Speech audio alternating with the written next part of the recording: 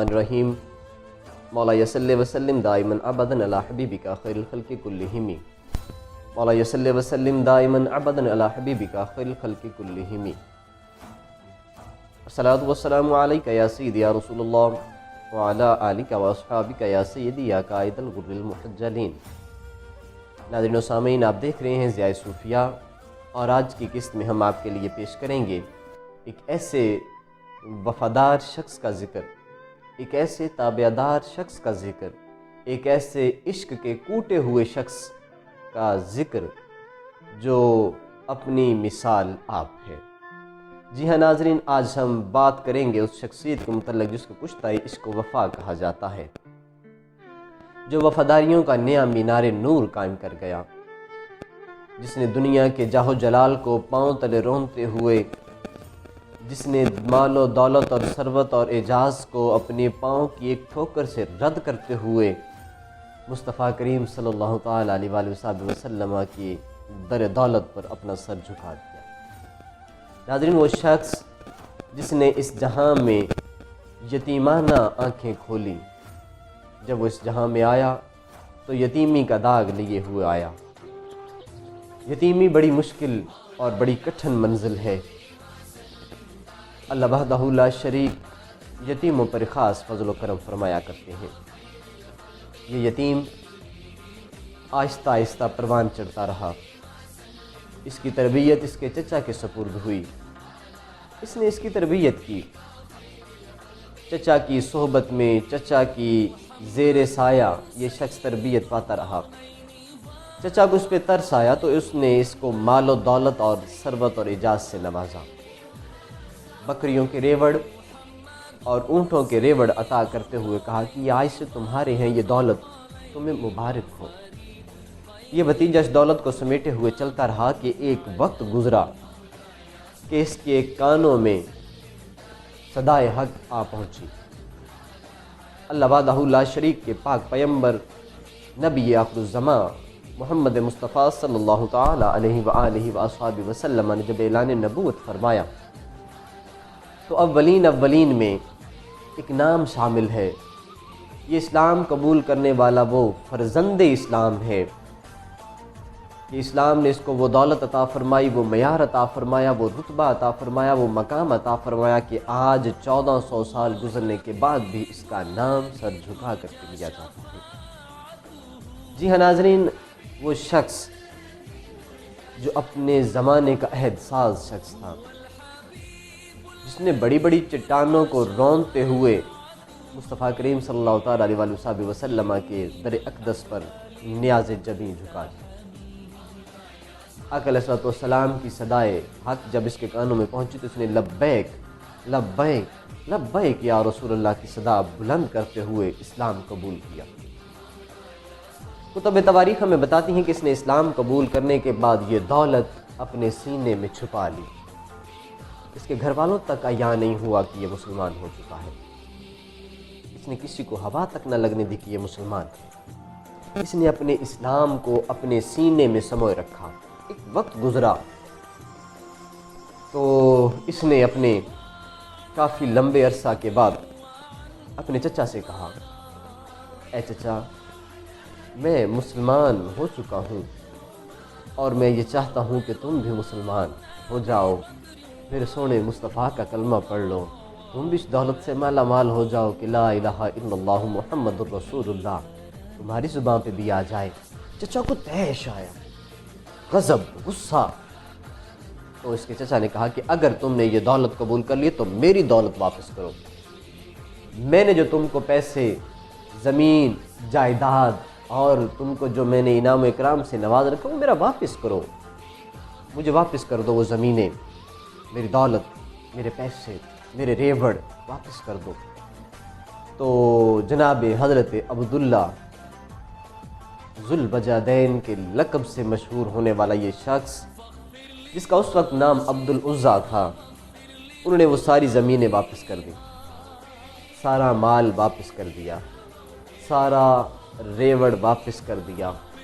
سب کچھ واپس کرنے کے بعد جب یہ وہاں سے روانہ ہونے لگے، وہاں سے جانے لگے تو ان کے چچا نے ان کے کاندھے پہ ہاتھ رکھتے ہوئے کہا تھا کہ عبد العزیٰ، تمہارے جسم پر یہ جو زر برق لباس ہے یہ بھی میرا دیا ہوا ہے، اگر تمہیں محمد سے پیار ہو گیا ہے، تمہیں محمد ہی چاہیے، تو یہ میرا دیا ہوا لباس بھی اتار کے جاؤ۔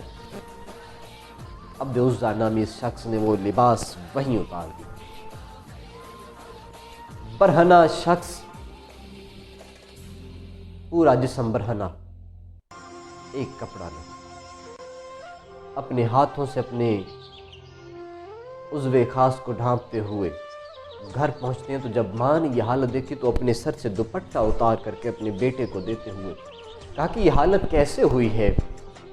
عبد العزیٰ کہتے ہیں کہ میں نے دنیا کی دولت کو ٹھوکر مار کے محمد عربی کی دولت سمیٹ لی ہے۔ میں نے مصطفیٰ کریم صلی اللہ تعالیٰ علیہ وآلہ وآصحابہ وسلم کی دولت سمیٹ لی۔ مجھے دنیا کے جاہ و جلال نہیں چاہیے، مجھے ریوڑ نہیں چاہیے، مجھے بکریاں، مجھے دولت نہیں چاہیے، مجھے نام محمد چاہیے، مجھے یار کا نام چاہیے، مجھے یار کی ابرو کا ایک اشارہ چاہیے، میرے مصطفیٰ کریم کی نین مقدس کا ایک اشارہ میری طرف آ جائے تو میں دنیا و ما فیہا کی تمام دولتوں کو ٹھوکر مار کر کے مصطفیٰ کریم کی نین مقدس کا اشارہ تکنے کے لیے بےتاب ہوں، مجھے دولت نہیں چاہیے۔ تو ماں نے اپنے سر کا دوپٹہ اتارتے ہوئے ان کو دیا، چادر ایک تھی، اس کو درمیان سے پھاڑا، آدھی سے آزار بند بنایا اور آدھی کو اپنے جسم پر اس طرح لپیٹا جس طرح حاجی مطاف میں لپیٹا کرتے ہیں۔ تو لپیٹ کر کے وہ رخصت ہوئے اپنے گھر سے، چلتے چلتے چلتے آبلا پائیاں کرتے کرتے پہاڑوں کو عبور کرتے، سنگریزوں اور چٹانوں کو اپنے پیروں تلے رونتا ہوا یہ پا برہنہ شخص مقام صفہ پر پہنچا۔ جب یہ مقام صفہ پر پہنچے تو راحت کافی بیت چکی تھی، وہ پھوٹ رہی تھی۔ پنجابی میں کہتے ہیں وڈی سرگیدہ بیڑا، وڈی سرگیدہ بیڑا تھا، وہ پھوٹ رہی تھی۔ صبح صادق و صبح کاذب سے جو لوگ واقف ہیں وہ بہتر جان جائیں گے۔ تو رسول معظم صلی اللہ تعالیٰ علیہ وآلہ وسلم کا یہ غلام اصحاب صفہ کے پاس پہنچ چکا ہے۔ جب صبح ہوتی ہے تو رسول اللہ نے اس کو دیکھا، اس کی حالت دیکھی تو پوچھا کہ تم نئے شخص معلوم ہوتے ہو؟ تو اس نے کہا جی میں نیا شخص فلاں قبیلے سے ہوں اور آپ کے در دولت پہ حاضر ہوں۔ تو رسول اللہ نے پوچھا تمہارا نام کیا ہے؟ تو اس نے کہا میرا نام عبد العزیٰ ہے۔ آقا علیہ الصلوۃ والسلام نے اس کو اسلام کی دولت سے مالا مال کرتے ہوئے فرمایا آج کے بعد تمہارا نام عبداللہ ہوگا، اور چونکہ تم دو موٹی چادروں میں ملبوس ہو تو اس لقب سے بھی ہم تمہیں معمور کرتے ہیں، آج کے بعد تم عبداللہ ذو البجادین کے لقب سے یاد کیے جاؤ گے۔ ہاں، عبداللہ ذو البجادین، دو چادروں والا اللہ کا بندہ۔ چادر خدا کی بڑی نعمت ہے، جو لوگ چادر میں رہنا جانتے ہیں انہیں چادر کی قدر و قیمت کا پتہ ہے کہ چادر کتنی بڑی دولت ہے۔ حضرت عبداللہ ذو البجادین، دو چادروں والا رسول اللہ کا صحابی، یہ گدڑی والا صحابی، یہ چادر والا صحابی رسول اللہ کا حضرت عبداللہ ذو البجادین، خوبصورت جوان، کڑیل جوان۔ وقت گزرتا رہا، قرآن سے اتنا عشق ہوا، قرآن مجید فرقان حمید سے اتنی وابستگی ہوئی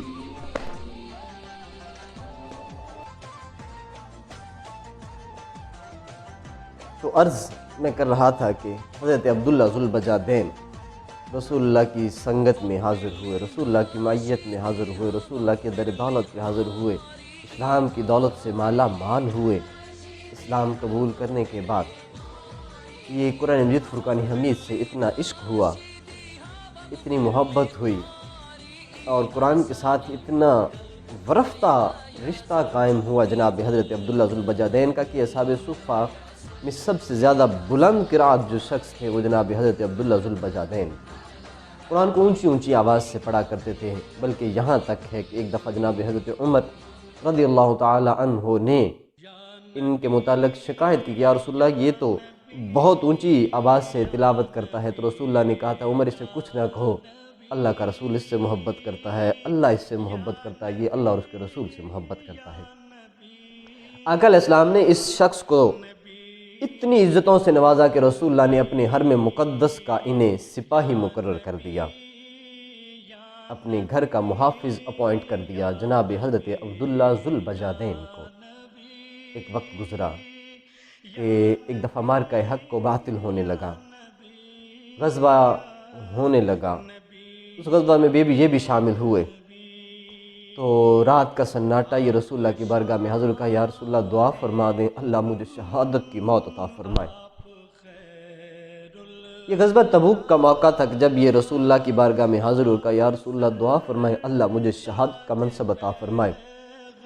غیب دان نبی وما ہوا علی الغیب بدانین کا مصداق رسول سیدین سجا صلی اللہ تعالیٰ علیہ وآلہ وسلم نے لوح محفوظ پڑھتے ہوئے، یہ میرا وجدان ہے، میرا ذاتی وجدان ہے کہ آقا علیہ السلام نے فرمایا تھا کہ عبداللہ اے ذوالبجادین کے لقب سے معمور شخص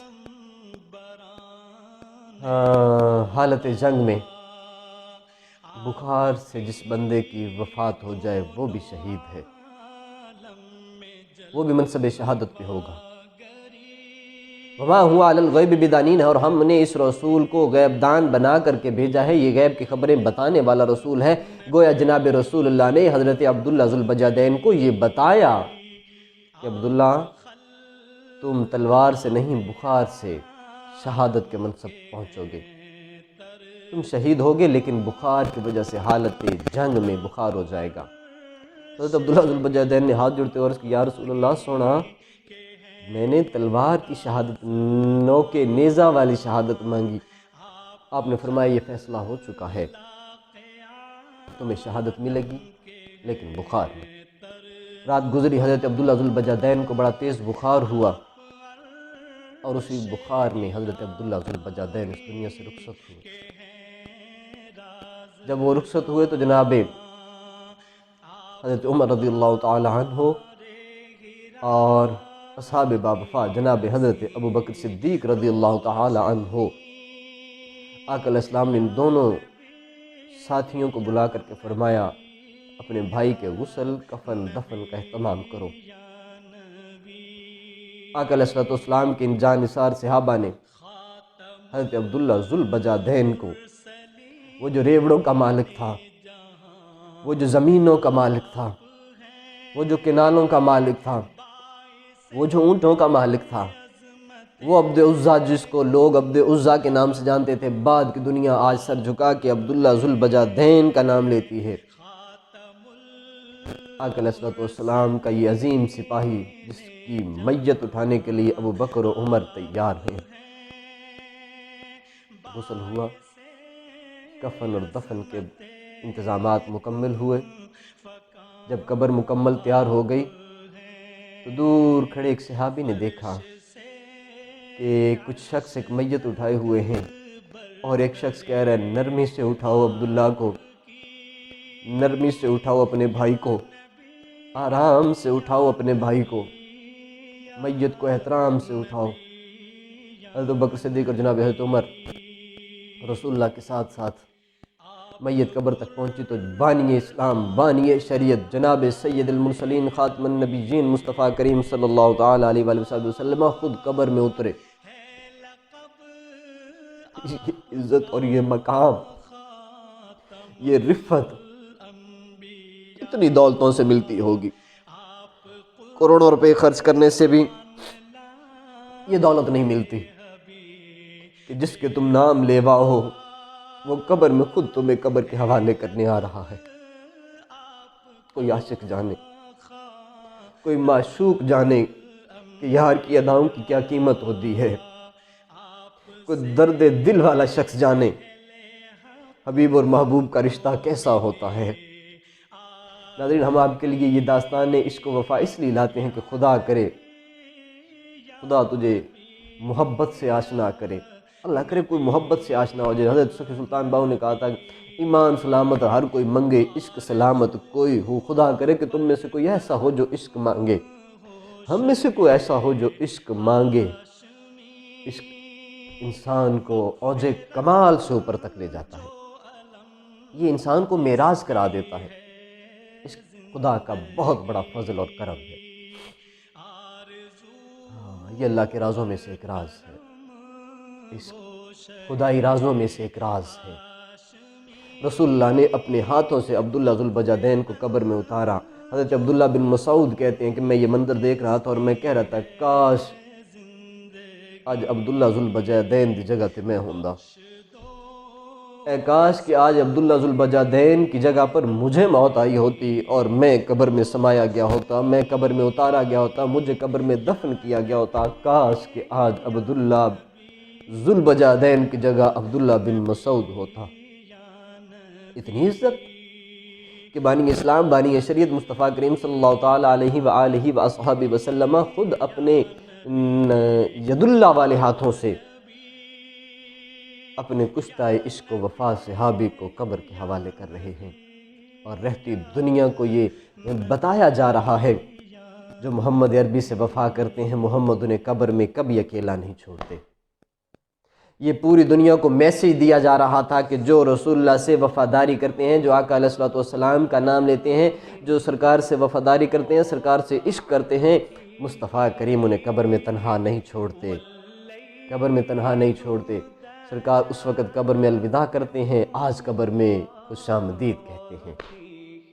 اے کاش کہ کوئی نگاہ یار دیکھنے والا شخص ہو۔ حضرت موہانی نے کہا تھا کہ نگاہ یار جسے آشنائے راز کرے،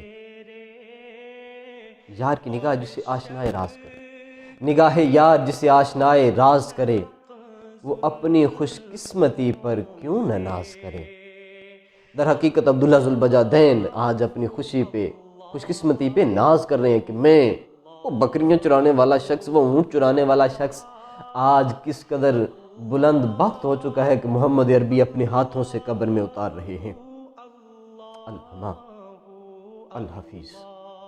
دوستو، ہم آپ کے لیے یہ ضیاء صوفیاء کے کس طرح پروگرام لاتے ہیں، یہ اس لیے ہیں تاکہ رسول اللہ اور آل رسول اللہ اور اصحاب رسول اللہ سے عشق ہو جائے۔ ہم عشق کی یہ ایک سلگتی ہوئی چنگاری بانٹ رہے ہیں۔ خدا کرے کہ کوئی عاشق اس چنگاری کو وصول کر کے ہمیں اور آپ کو اللہ وحدہ لا شریک عشق کی اس دولت سے مالا مال کروائے کہ محمد سے وفاتوں نے تو ہم تیرے ہیں، یہ جہاں ہے چیز کیا، لوح و قلم تیرے ہیں۔ والسلام علیکم۔